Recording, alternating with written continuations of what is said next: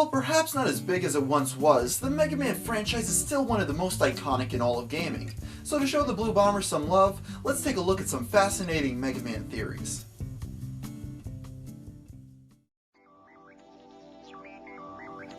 Throughout the original Mega Man franchise, Dr. Wily continuously escapes and goes right back to work on taking control of the world, with many theorizing that Wily is in fact escaping to work on his greatest creation, which is Zero, and created the other Robot Masters as prototypes or distractions for Mega Man to fight. After the events of the final Mega Man game, Wily tells Bass that he is working on Zero. Many believe that Wily finally releases Zero to the world in order to finally beat Mega Man, then instead kills Dr. Wily as he's the only one who can shut off Zero. Now on the loose, Zero engages Mega Man and his allies, and being a state-of-the-art fighter quickly destroys the Mega Man family with the exception of Mega Man and Dr. Light. In a final-ditch effort, Mega Man is able to find an opportunity to copy Zero's Mega Buster, and is able to use the Buster to injure Zero, but instead he completely shorts out his circuits. With no one to fix Zero, he goes into his pod and what's left of Mega Man is recovered by Dr. Light. Dr. Light studies Zero and is able to convert Mega Man into Mega Man X. The risk that Dr. Light takes is that his new Mega Man will be like Zero. Dr. Light spends the rest of his days building and reprogramming X and Zero, hoping no trace of Dr. Wily's programming he had to build X will be present, explaining why he locks X away for so many years. When Zero is woken up, he is a vicious creature with no real programming, just the ability to fight. Sigma is able to defeat Zero and bring him to Dr. Kane so he can make Dr. Light's programming work on Zero, making him a good robot. When X finally wakes up, he has the unique programming that the original Mega Man had, causing X to be a Maverick Hunter as well.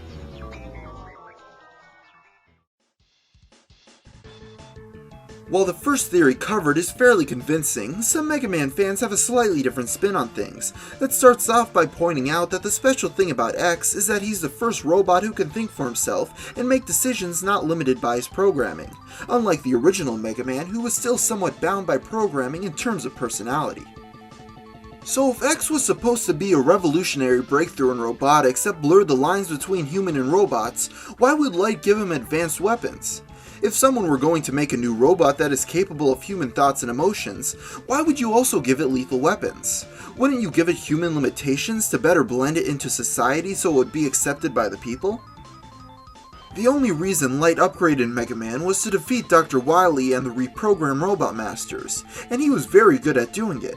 So why would he make a new upgraded Mega Man? Especially considering he was practically his son, it doesn't seem likely he'd flat out replace him, so something must have happened to the original Mega Man. Now if Mega Man was still around during this time, Light wouldn't have needed to make this revolutionary robot into a weapon, and if he was simply defeated by an enemy, wouldn't it make sense to make another Mega Man instead of making X, which wouldn't even be complete for over 30 years? This leads many to feel that Light must have had a specific reason to make X as a weapon with a conscience, but why? If we look back to Mega Man 7's ending, we can see a rather darker side of Mega Man.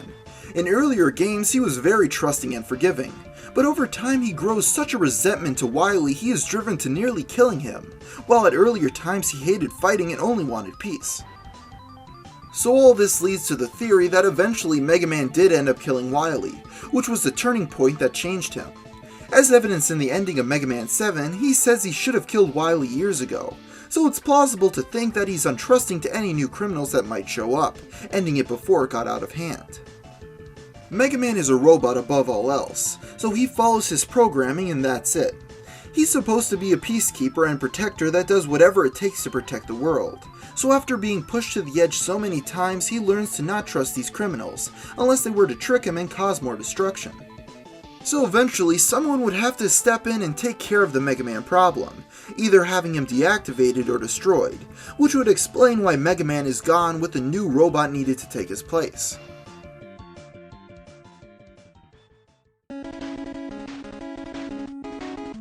It is a well-known staple of the Mega Man games that they are based off the basic concept of rock, paper, scissors. If you beat a Robot Master, then the player will usually be able to beat another one easily, since each one is weak against another Robot Master's weapon. This leads many to wonder why Dr. Wily would build his robots so that they can destroy each other. After failing so many times, it would be strange to create a new set of Robot Masters with such clear weaknesses.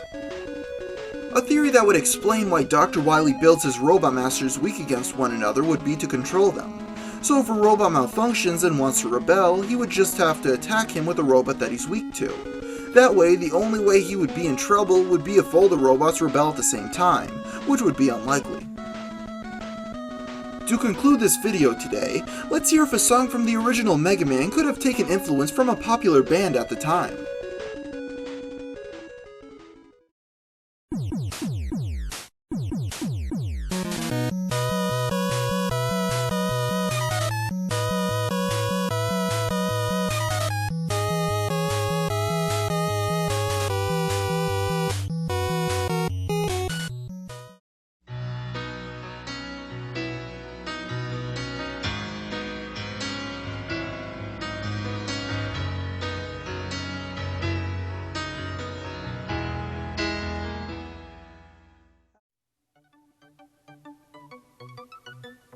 So there you have some interesting Mega Man theories to think about, and maybe next time we could go over why Capcom won't make any more games for their most iconic character. But until then, thanks for watching.